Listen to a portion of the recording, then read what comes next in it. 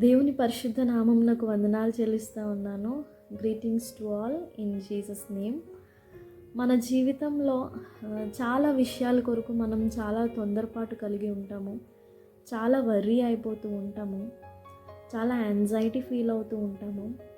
Sometimes our anxiety level will be so high that we cannot imagine God's plan in our life. Sometimes things may not happen the way we think or the way we expect them to be in our life.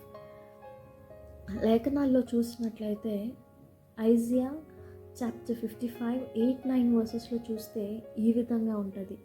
నా తలంపులు మీ తలంపులు వంటివి కావు, మీ త్రోవలు నా త్రోవలు వంటివి కావు. ఇదే యెహోవా వాక్కు. ఆకాశములు భూమిపైన ఎంత ఎత్తుగా ఉన్నవో మీ మార్గముల కంటే నా మార్గములు, మీ తలంపుల కంటే నా తలంపులు అంత ఎత్తుగా ఉన్నవి అని దేవుని లేఖనాలు సెలవిస్తూ ఉన్నాయి. మనమైతే మన తలంపులు పరిమితమైనవి. మన ఆలోచనలు ప్రస్తుత కాలం గూర్చి ఆలోచన చేస్తూ మనం డెసిషన్స్ తీసుకుంటూ ఉంటాము. మన లైఫ్ని ప్లాన్ చేసుకుంటూ ఉంటాం.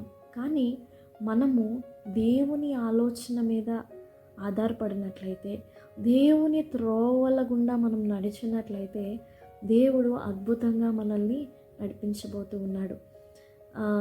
Even when we are unsure about our future, God has a good plan for us. మనమైతే మన ప్లాన్స్ మీద డిపెండ్ అవ్వకుండా we should rely on God's plan alone. Praise God.